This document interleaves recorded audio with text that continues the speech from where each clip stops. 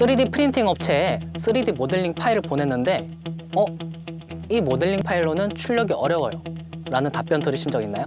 아니, 같은 3D 모델링 파일인데 왜 내 파일은 제작을 할 수가 없지? 라고 생각하실 수 있습니다. 지금부터 3D 프린팅이 가능한 3D 모델링 파일에 대해 알아보도록 하겠습니다. 안녕하세요. 한양 3D 팩토리의 이세윤 팀장입니다. 오늘은 3D 프린팅이 가능한 3D 모델링 파일에 대해 알아보도록 하겠습니다. 먼저 3D 프린팅 가능한 파일 형식은 어떤 파일이 있는지 알아보도록 하겠습니다. 3D 프린팅을 위해서는 STL 또는 STP 파일이 필요합니다. 만약에 3DM 또는 맥스 같은 파일이 있다면 원본 소프트웨어 라이노라든지 3D 맥스 같은 소프트웨어에서 익스포트를 통해서 STL 또는 STP 파일 형식으로 내보내 주시면 되겠습니다.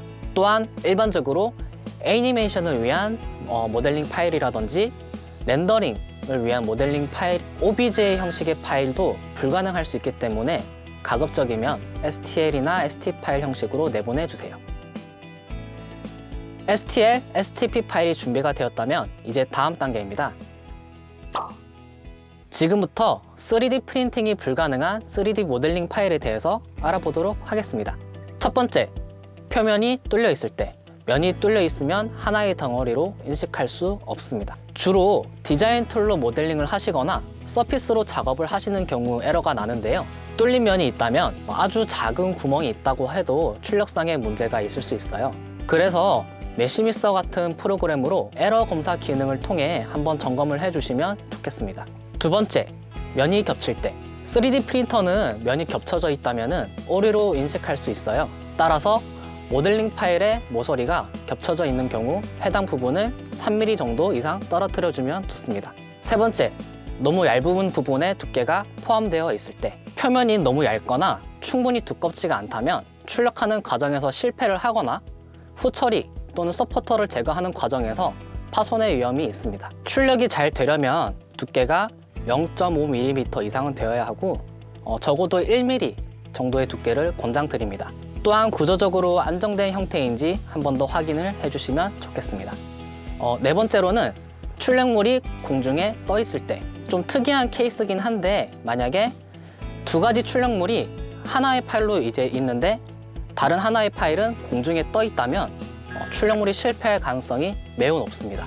그렇기 때문에 연결되어서 제작이 되어 있거나 따로따로 파일을 만들어 주셔야 되겠습니다. 다섯 번째, 서피스 상태. 일반적으로 디자인 프로그램에서 사용하게 되면 서피스 상태로 작업하시는 경우가 많은데 3D 프린팅을 위해서는 표면에 두께가 있다든지 솔리드 형태로 만들어 주셔야 합니다.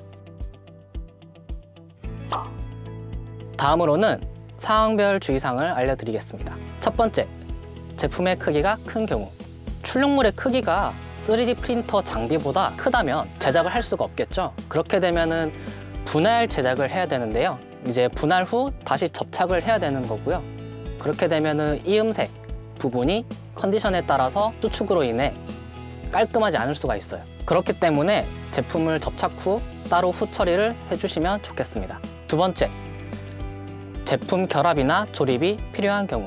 제품 결합이나 조립이 필요한 경우 공차, 그러니까 이제 여유가 필요한데요. 여유 공간이 없거나 너무 좁을 경우 제품 조립 시 잘 안 될 수가 있는데요.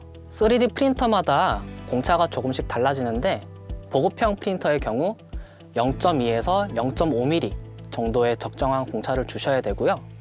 산업용 장비의 경우 0.1에서 0.3mm 정도 공차를 주시면 되겠습니다.